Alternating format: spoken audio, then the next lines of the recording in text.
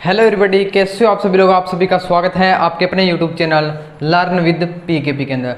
तो फ्रेंड्स, आज के इस वीडियो में हम पढ़ेंगे अपना चैप्टर केमिस्ट्री का एसिड बेस एंड सॉल्ट। उसमें से एक टॉपिक है पीएच के बारे में। तो पीएच क्या होता है, पीएच स्केल के बारे में पढ़ेंगे, उसकी डिस्कवरी के बारे में पढ़ेंगे और इस पे जो क्वेश्चन बनते हैं आपके एग्जाम के लिए वो भी हम इस वीडियो में डिस्कस करने वाले हैं। तो अगर आप VLDA के लिए स्पेसिफिकली प्रिपरेशन कर रहे हैं तो आपको लर्न विद पीकेपी चैनल पे बहुत ही इंपॉर्टेंट टॉपिक्स की वीडियो मिलेगी। इंपॉर्टेंट क्वेश्चन करवाए जाएंगे MCQ टाइप, जो कि आपके एग्जाम में पूछे जाते हैं। तो हम पढ़ेंगे कौन सा चैप्टर है हमारा, acid base and salt. Acid base salt बहुत ही इंपॉर्टेंट चैप्टर है। तो VLD का सिलेबस आपको पता होगा, तो उसके अंदर ये हमारा केमिस्ट्री का चैप्टर है। तो हम जो पढ़ने वाले हैं वो हम पढ़ेंगे पीएच के बारे में। पीएच, ठीक है, आप सभी ने सुना होगा, पीएच स्केल के बारे में पढ़ा होगा, बहुत से कॉमन सा वर्ड है। तो पीएच को किसने डिस्कवर किया था? सोरेनसन ने 1909 के अंदर क्या है, इसको पीएच को क्या है डिस्कवर किया था। तो पीएच बेसिकली हमें क्या बताता है, कोई भी सॉल्यूशन है हमारा वो क्या है, एसिड है या बेस है, उसकी स्ट्रेंथ को क्या है ये डिफाइन करता है पीएच। ठीक है, हम बोलते हैं इस सॉल्यूशन का पीएच कितना है। पीएच इंडिकेट करता है क्या वो सॉल्यूशन एसिड है या बेस है, बेसिक है या ज़्यादा एसिडिक है। ठीक है, होप आपको समझ में आया होगा मैं कहना क्या चाहता हूँ। ठीक है, पीएच टर्म का मतलब क्या हुआ भी, ये हमको बेसिकली स्ट्रेंथ के बारे में बताता है कोई भी सॉल्यूशन की, या वो एसिडिक है या बेसिक है। सोरेनसन ने 1909 के अंदर क्या है इसकी डिस्कवरी हुई थी। अब क्वेश्चन क्या पूछा जाता है एग्जाम में, पीएच के अंदर पी जो वर्ड है उसका मीनिंग क्या होता है। सबसे पहला क्वेश्चन अराइज होता है इसके अंदर, वो ये है पीएच का जो पहला अक्षर पी है उसका मीनिंग क्या है। तो ये हमारा पी है, इसको क्या है पोंटेज बोला जाता है, पोंटेज। तो एग्जाम के अंदर क्वेश्चन पूछा जा सकता है इन pH what P indicates. Option में आपको अलग अलग दिए जाएंगे, तो अगर वहां पे पोंटेज दिया गया है तो वो आपको क्या है उस पर टिक करना है। पोंटेज का मतलब होता है पावर। क्या होता है? पावर। अगर वहां पे पोंटेज नहीं दिया गया है, ठीक है, अगर पोंटेज नहीं दिया गया है उसकी जगह पावर लिखा गया है, तो आपको पावर भी क्या है उसका करेक्ट आंसर रहेगा। तो आप पावर भी क्या है उसको टिक कर सकते हैं। ठीक है, तो पीएच का मीनिंग आपको पता चल गया, इसकी डिस्कवरी किसने की थी और कब इसकी डिस्कवरी हुई थी। ठीक है, तो ये क्लियर हो गया। अब बात करते हैं पीएच।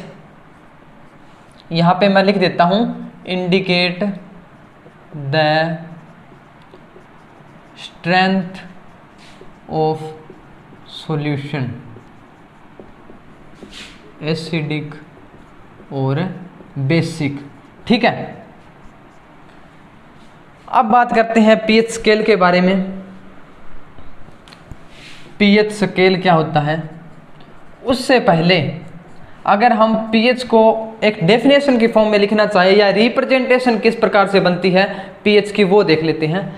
तो पीएच को इंडिकेट किया जाता है भैया आपका माइनस लोगेरिथम, यहाँ पे 10 लिखा होता है यानी कि 10 बेस के बेस यानी कि इसका, और यहाँ पे H पॉजिटिव।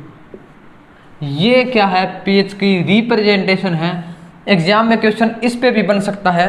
कैसे बनेगा? What is the representation of pH.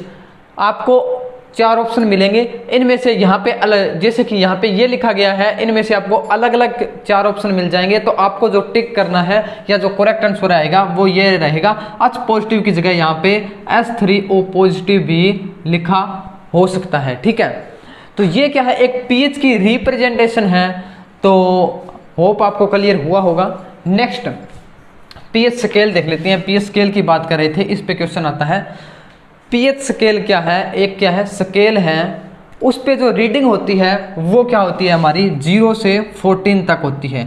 0 से लेके 14 तक रीडिंग्स होती है। उसके बेसिस पे हमें पता लगता है भी कोई भी सॉल्यूशन की स्ट्रेंथ है वो, या फिर वो एसिडिक है या बेसिक है। ठीक है, तो ये था पीएच स्केल के बारे में। अब मैं यहाँ पे छोटा सा पीएच स्केल ड्रा करने की कोशिश करूँगा और उस डायग्राम को लेकर आपको समझाऊंगा कि किस तरह से एसिडिक करैक्टर इंक्रीज होता है और बेसिक करैक्टर इंक्रीज होता है। बहुत से डाउट है इस रिलेटेड, वो आप सभी के क्लियर हो जाएंगे। तो बेसिकली मैं यहाँ पे ड्रा कर लेता हूँ। मैंने बताया था 0 से लेके 14 तक क्या है इसकी रीडिंग होती है। 0 1 2 3 4 5 6 7 8 9 10 11 12 13 और 14। यहाँ पे मैंने 0 से लेके 14 तक क्या है नंबरिंग कर ली है, ठीक है। और जो ये हमारा 7 है ये क्या है हमारा न्यूट्रल होता है, न्यूट्रल।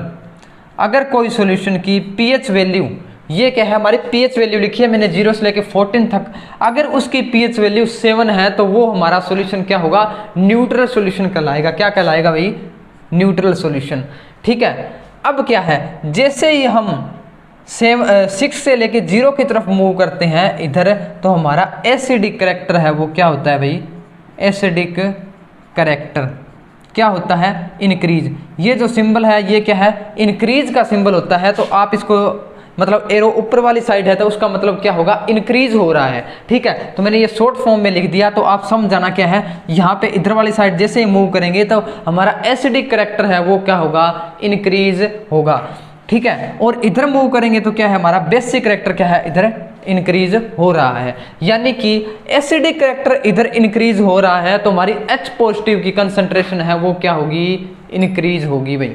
क्या होगा, इधर वाली साइड क्या होगा, जो H पॉजिटिव की कंसंट्रेशन है वो क्या होगी, इंक्रीज होगी, ठीक है। और OH नेगेटिव की जो कंसंट्रेशन है वो क्या होगी, डिक्रीज होगी। क्या होगी, डिक्रीज, ठीक है। जैसे ही हम 6 से 0 की तरफ मूव करते हैं एसिडिक करैक्टर क्या होगा, इंक्रीज होगा। अगर एसिडिक करैक्टर इंक्रीज होगा तो H पॉजिटिव की कंसंट्रेशन इंक्रीज होगी और OH नेगेटिव की कंसंट्रेशन डिक्रीज होगी। यानी कि बेसिक करैक्टर है वो इधर क्या हो रहा है, डिक्रीज हो रहा है। जैसे ही इधर मूव करते हैं 8 से लेके 14 तक बेसिक करैक्टर क्या होता है, इंक्रीज होता है। बेसिक करैक्टर इंक्रीज हो रहा है भी इधर वाली साइड, ठीक है। उसी तरह से क्या है, इधर OH नेगेटिव की कंसंट्रेशन है वो क्या हो रही है, इंक्रीज हो रही है। क्या हो रही है, OH नेगेटिव की कंसंट्रेशन क्या हो रही है, इंक्रीज हो रही है। और क्या है, H पॉजिटिव की क्या हो रही है, डिक्रीज हो रही है।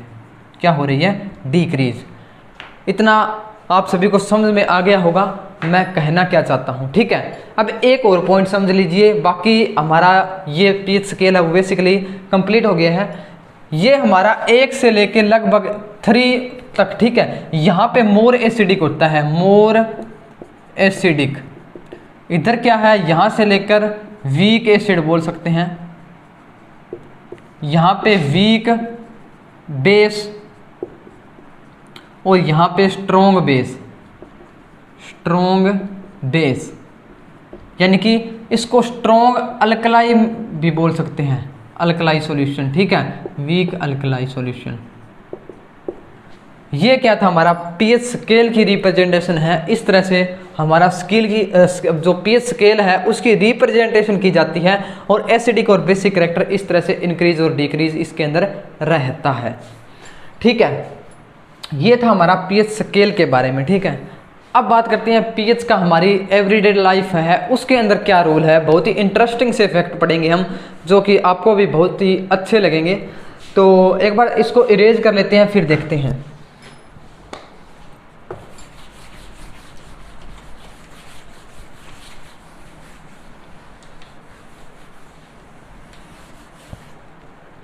ठीक है, एवरीडे लाइफ के अंदर, एवरीडे लाइफ पीएच रोल या पीएच का क्या रोल होता है हमारी एवरीडे लाइफ के अंदर, बहुत ही महत्वपूर्ण पॉइंट्स हैं। तो आप सभी ने सुना होगा कि हमारा जो फूड डाइजेशन होता है उसमें किसका एक्शन होता है, HCl का एक्शन होता है। जो हमारा स्टमक होता है, स्टमक, उसके अंदर क्या पाया जाता है, HCl पाया जाता है। क्या पाया जाता है, HCl पाया जाता है। सभी को पता होगा, सभी को। और आप सभी के मन में ये भी क्वेश्चन होगा, ठीक है, काफ़ी स्टूडेंट को पता भी हो सकता है कि अगर हमारे स्टमक के अंदर HCl होता है तो वो क्या है, हमें इरिटेट या पेन क्यों नहीं करता। ठीक है, आपने देखा होगा कि एसिड है हम कहीं पर डालते हैं तो क्या है, जला देता है कोई चीज़ को। अगर कंसनट्रेटेड HCl है तो हम कोई चीज़ पे डालते हैं तो उससे क्या है, रिएक्शन होती है और वहाँ पे क्या है, वो चीज़ डैमेज हो जाती है। तो अगर हमारे स्टमक के अंदर पाया जाता है तो फिर वो हमारी बॉडी पे कोई अफेक्ट क्यों नहीं डाल रहा है। तो ये भी क्वेश्चन आप सभी के मन में आया होगा। ठीक है, यहाँ पे रोल है pH का। ठीक है, कितनी pH पे अगर उसका जो सॉल्यूशन है या बोल सकते हैं एसिड है वो हमारी बॉडी को इफेक्ट नहीं करता है। तो आप भी ने एक वर्ड भी सुना होगा, एसिडिटी। एसिडिटी हो जाती है भाई। ठीक है, जलन सी होने लग जाती है, हम बोल रहे हैं एसिड बन गया, तेजाब बन गया। उसके बाद हम क्या है, मेडिसिन ले लेते हैं या फिर इनो वगैरह का यूज़ करते हैं। तो वो क्यों करते हैं, वो बेसिकली क्या है, जब क्या है इनडाइजेशन होता है। इनडाइजेशन यानी कि अगर हमारा फूड सही तरीके से डाइजेशन नहीं हो रहा, उसमें क्या होता है, एसिडिटी बन जाती है। यानी कि हमारे जो स्टमक है उसके अंदर क्या है, एसिड होता है। उसकी वजह से क्या है, हमें इरिटेशन या थोड़ा पेन वगैरह या जलन वगैरह होने लग जाती है पेट के अंदर। तो उसको हम बोल देते हैं कि हमें एसिड बन गया है, तेजाब बन गया है। फिर क्या है, हम मेडिसिन लेते हैं, एक मैग्नीशियम हाइड्रोक्साइड लेते हैं। ठीक है, जिसको हम मिल्क ऑफ मैग्नीशिया बोलते हैं। ये भी क्या है, इसके ट्रीटमेंट में यूज किया जाता है एसिडिटी के अंदर। तो जब हमारे पेट के अंदर एसिड बन गया, ऊपर से हम बेस ले लेंगे, इनो वगैरह क्या है, बेस ही तो है। तो वो क्या है, अगर हम बेस ले लेंगे तो क्या है, रिएक्शन न्यूट्रलाइज हो जाएगी और जो हमें इरिटेशन हो रही थी उससे हमें क्या है, रिलीफ मिल जाएगा। तो सिंपल सा आप सभी को समझ में आ गया होगा, यानी हमारी बॉडी है उसके अंदर क्या रोल है। ठीक है, सेकेंड पॉइंट पढ़ते हैं। सेकेंड पॉइंट भी बहुत ही इंटरेस्टिंग है। हनी बी आप सभी ने सुना होगा, हमें जो हमारी हनी बी है उसके काटने से क्या है, हमें दर्द होता है भाई। ठीक है, अगर हमारी बॉडी पे हनी बी है वो काट लेती है, उसका जो स्टिंग होता है वो क्या है, अगर हमें लग जाता है या काट लेती है मक्खी तो उससे क्या है, हमें दर्द होता है और वहाँ पे सूजन वगैरह भी हो जाती है। बहुत सिंपल सा है, ये तो आप सभी ने देखा होगा, सुना होगा। तो उसमें क्या है, जो हनी बी का स्टिंग होता है उसके अंदर पाया जाता है एसिड। क्या पाया जाता है भाई, एसिड पाया जाता है। जैसे ही वो हमारी बॉडी को स्टंग करती है तो उसके अंदर जो एसिड होता है वो हमारी बॉडी में चला जाता है। किस में, बॉडी में चला जाता है, जिसकी वजह से हमें क्या होता है, पेन होता है। ठीक है, पेन होता है। तो अब एसिड चला गया, उसको न्यूट्रलाइज करना है तो हमें क्या है, बेस की जरूरत पड़ेगी। तो उसके लिए हम क्या कर लेते हैं, हमारा जो बेकिंग सोडा होता है, बेकिंग सोडा, वो थोड़ा सा लेके जिस जगह पे उस मधुमक्खी ने या हनी बी ने काटा है वहाँ पे क्या है, रब कर लेते हैं। जिसकी वजह से क्या है, रिएक्शन हमारी क्या हो जाती है, न्यूट्रलाइजेशन हो जाती है और हमें थोड़ा सा रिलीफ मिल जाता है, पेन ज़्यादा नहीं होता है। तो ये था हमारा सेकंड पॉइंट, एसिडिक एसिड होता है जो हनी बी का, उसके काटने से क्या है, हमें बेकिंग सोडा क्या है, रिलीफ देता है। ठीक है, नेक्स्ट क्या है, एक और पढ़ लेते हैं, एनिमल्स पे क्या इफेक्ट पड़ता है, एनिमल्स पे पीएच का क्या इफेक्ट पड़ता है। तो जो हमारी बॉडी होती है, ठीक है, वो वर्क करती है, अगर हमारा जो पीएच वैल्यू है वो कितनी रहती है, वो हमारी रहती है 7 से 7.8। ऑन बॉडी लिख रहा हूँ मैं यहाँ पे, 7 से 7.8 तक अगर हमारी पीएच वैल्यू है बॉडी की, या कोई भी एनिमल्स है उसकी इतनी पीएच वैल्यू है, तो क्या है, रेगुलर एक्टिविटी हमारी बॉडी के अंदर होती रहेगी, किसी प्रकार की कोई इश्यू नहीं आएगा। ठीक है, अगर ये मतलब चेंज हो जाता है तो उसमें क्या है, हमारे जो प्लांट्स एनिमल्स जो भी है उसको क्या सर्वाइव करना थोड़ा सा डिफिकल्ट हो जाएगा। ठीक है, अगर प्लांट है तो वो ग्रो भी नहीं कर पाएंगे। ठीक है, एनिमल्स वगैरह के अंदर भी क्या है, इस तरह का इफेक्ट मिलेगा आपको देखने के लिए। अगर हम एसिड रेन की बात करें तो अगर एसिड हमारा जो रेन वाटर होता है, रेन वाटर, उसकी अगर पीएच 5.6 से लेस है, कम है, 5.6 से अगर उसकी पीएच कम है तो क्या है, वो क्या कहलाता है, एसिड रेन कहलाता है। आप सभी ने सुना होगा एसिड रेन क्या होता है। तो अगर हमारा वाटर रेन वाटर है उसकी पीएच 5.6 से कम है तो वो क्या है, हमारा एसिड रेन है। जैसे ही बारिश होगी वो हमारी अर्थ पे आएगी, अर्थ से क्या वो रिवर वगैरह में चले जाएगा वो वाटर, जिसकी वजह से वहाँ पे जो भी एक्वेटिक लाइफ जो वहाँ पे ग्रो कर रही थी उन पे इफेक्ट पड़ेगा और उनकी जो सर्वाइवल है वो डिफिकल्ट हो जाएगा, मे भी उनकी क्या है डेथ भी हो सकती है वहाँ पे जो एक्वेटिक लाइफ है। तो इस तरह से क्या है हमारी जो एक्वेटिक लाइफ है उस पर भी क्या है ये बड़ा ही इफेक्ट डालता है। इसके अलावा एक और है वो है हमारा सोइल, ठीक है। सोइल पे आप सभी ने सुना होगा सोइल बहुत ही एक कंपोनेंट है अर्थ का, बहुत ही इंपॉर्टेंट, जहाँ पे क्या है डिफरेंट टाइप्स के एनिमल्स प्लांट्स क्या है ग्रो करते हैं।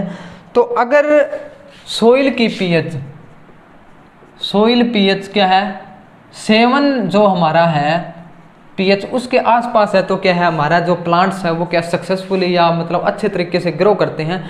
और अगर ये क्या है थोड़ा ऊपर नीचे हो जाए, ठीक है, 7 से अगर क्लोज है मतलब थोड़ा बहुत है तो चल जाता है, अगर या थोड़ा ज़्यादा चेंजेस आ जाता है पीएच के अंदर तो क्या है हमारी वो सोइल है वो या तो क्या है ज़्यादा एसिडिक हो जाती है या फिर ज़्यादा क्या है बेसिक हो जाती है भाई, या तो ज़्यादा एसिडिक हो जाएगी या फिर ज़्यादा क्या होगी जाएगी बेसिक हो जाएगी, जिसकी वजह से क्या होगा जो वहाँ पे प्लांट्स या फिर जो भी ट्रीज वगैरह थे जो ग्रो कर रहे थे वो या तो क्या है ग्रो ही नहीं करेंगे। अगर कोई हमने सीड ले लिया, कोई भी बीज ले लिया, वो हम क्या है सोइंग कर रहे हैं उसको उगा रहे हैं एसिडिक कंडीशन के अंदर तो क्या है वो ग्रो ही नहीं करेगा, या फिर बेसिक ज़्यादा है तो वो क्या बेस वहाँ पे क्या है वो भी ग्रो नहीं करेगा।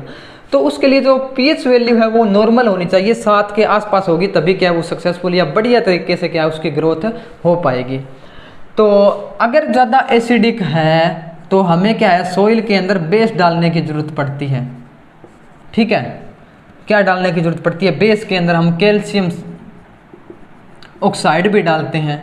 अलग अलग बेसिस बहुत सारे हैं जो कि हम अगर हमारी सॉइल में ज़्यादा एसिडिक कंटेंट है तो उसको रिमूव करने के लिए, अगर हमारी बेसिक ज़्यादा है तो हम ऑर्गेनिक मैन्यूर्स डालते हैं जिसके अंदर क्या है एसिडिक कंटेंट पाया जाता है, जिसकी वजह से क्या है हमारी रिएक्शन वगैरह वहाँ पे क्या है न्यूट्रलाइज हो जाती है कुछ तरीके तक। तो ये हमारी सॉइल पे इफेक्ट डालता है। अब एक और जो पॉइंट है बहुत ही इंपॉर्टेंट और अच्छा पॉइंट है वो है हमारी टिथ पे। आप सभी ने सुना होगा टिथ क्या है डिके करना स्टार्ट कर जाते हैं, ठीक है। टिथ के अंदर क्या है डिके होना स्टार्ट हो जाता है। इफेक्ट ऑन टिथ, अगर हमारे माउथ का पीएच, ठीक है, माउथ का पीएच 5.5 से कम है तो हमारी टिथ की क्या है डिके होना स्टार्ट हो जाती है भाई, डीके स्टार्ट। पॉइंट नोट कर लेना, बहुत ही इंपॉर्टेंट पॉइंट है, नोट्स बना लेना, साथ के साथ बहुत ही काम आएंगे लास्ट पॉइंट में जब आप एग्जाम देने जाओगे, ठीक है। माउथ का पीएच 5.5 से कम है तो क्या होगा, तो हमारी जो टिथ होती है वो क्या है डीके करना स्टार्ट कर जाती है और हमारे टिथ के अंदर एक टिथ इनेमल पाया जाता है। क्या पाया जाता है, टिथ इनेमल, ठीक है। हार्डेस्ट हमारी बॉडी का हार्डेस्ट सब्सटेंस से बना होता है कैल्शियम फॉस्फेट। किससे बना होता है भाई, कैल्शियम फॉस्फेट से बना होता है। हमारी बॉडी का सबसे क्या है हार्डेस्ट सब्सटेंस माना जाता है, इससे क्या है हमारा टिथ इनेमल बना होता है। तो अगर इसकी पीएच वैल्यू 5.5 से कम हो जाएगी तो ये हमारा टिथ है वो डिके करना स्टार्ट हो जाएंगे। तो ये क्या किसकी वजह से होते हैं, जैसे भी कोई भी ह्यूमन बींग्स है खाना खाता है, ठीक है, फूड खाता है या फिर कोई भी शुगर कंटेंट मीठा वगैरह खाता है, ठीक है, तो जिसकी वजह से क्या है जब हम फूड वगैरह लेते हैं, ठीक है, भोजन करते हैं तो कुछ पार्ट्स है भोजन के या फूड के क्या है वो हमारे टिथ के अंदर रह जाते हैं, टिथ के अंदर क्या है लीव कर जाते हैं, रह जाते हैं, जिसकी वजह से क्या है वहाँ पे बैक्टीरियल एक्शन हो जाता है, बैक्टीरिया वगैरह क्या है ग्रो कर जाते हैं, क्या बैक्टीरिया ग्रो करना स्टार्ट कर देते हैं, जिसकी वजह से क्या है हमारी जो माउथ है जिसके अंदर एसिडिक करेक्टर है या कंटेंट है वो क्या हो गया इंक्रीज होना स्टार्ट हो जाएगा, जैसे ही वहाँ पे बैक्टीरियल की एक्टिविटी आएगी, ठीक है। जब हम फूड जो हमारा टीथ के अंदर रह जाएगा, जिसकी वजह से बैक्टीरिया आएंगे, कीड़ा वगैरह, आप बोलते हैं ना कीड़ा लग गया जाड़ में या दांतों में कीड़ा लग जाना, ठीक है, तो वो किसकी वजह से होता है, फूड हमारा क्या है रह जाता है, या फिर आप ज़्यादा मीठी चीज़ वगैरह खाते हो जिसकी वजह से वो रह जाता है और बैक्टीरियल एक्शन वहाँ पे ज़्यादा होने के चांसेस बन जाते हैं। तो वहाँ पे बैक्टीरिया ग्रो करेंगे और वो क्या है वहाँ पे एसिडिक कैरेक्टर को इंक्रीज करेंगे, जिसकी वजह से क्या है पीएच हमारा 5.5 से क्या हो जाएगा, कम चला जाएगा। 5 पॉइंट जो हमारा यहाँ पे बात कर रहे थे 5.5 की, इससे अगर पीएच कम हो गया तो हमारा जो टीथ है वो क्या है डीके करना स्टार्ट कर देंगे, ठीक है। अगर वो डीके करना स्टार्ट कर देंगे तो वो क्या है हमारे टीथ को डैमेज कर देंगे। अब इसको बचा किस लिए जा सकता है, प्रॉपर क्लीनिंग, ठीक है। तो अगर हम खाना खाने के बाद माउथ की प्रॉपर क्लीनिंग करें, ठीक है, डेली क्या है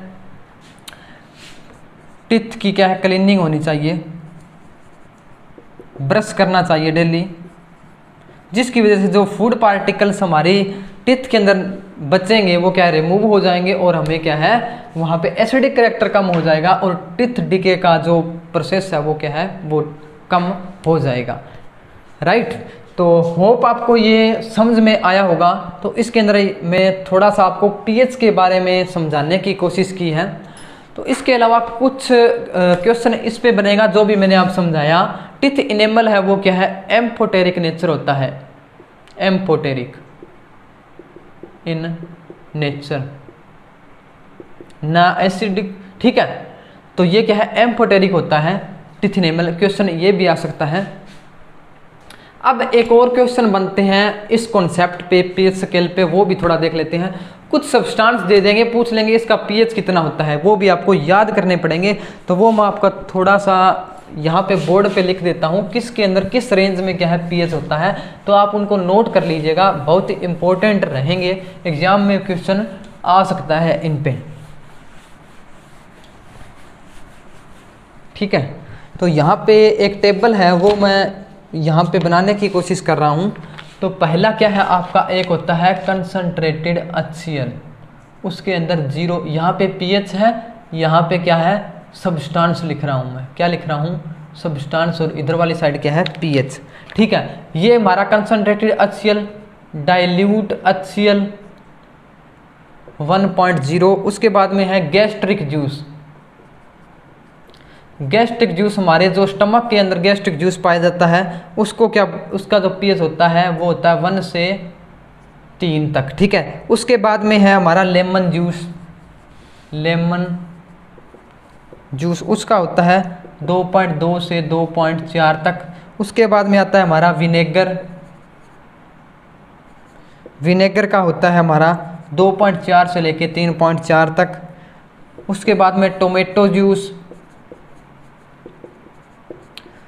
4 से 4.4 तक। कॉफ़ी के अंदर 4.5 से लेके 5.5 तक होता है। उसके बाद में सॉफ्ट ड्रिंक, सॉफ्ट ड्रिंक 6 होता है। मिल्क 6.5 होता है। प्योर वाटर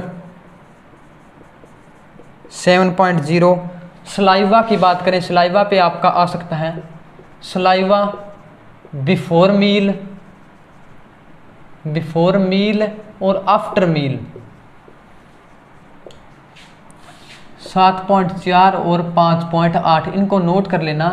जो हमारा सलाइवा है, ठीक है, वो क्या है बिफोर मील और आफ्टर मील दोनों का अलग अलग होता है, तो 7.4 और 5.8। उसके बाद में क्या है ब्लड का, ब्लड का पीएच होता है 7.3 से लेके 7.5 तक। एग्स का 7.8 तक। Toothpaste 8। Baking soda 8.5। Washing soda, washing soda का आपका होता है 9.0। एक हम बात कर रहे थे मिल्क ऑफ मैग्नीशिया, मैग्नीशिया इसका होता है आपका 10.5, ठीक है। एक होता है आपका house hold ammonia, house hold ammonia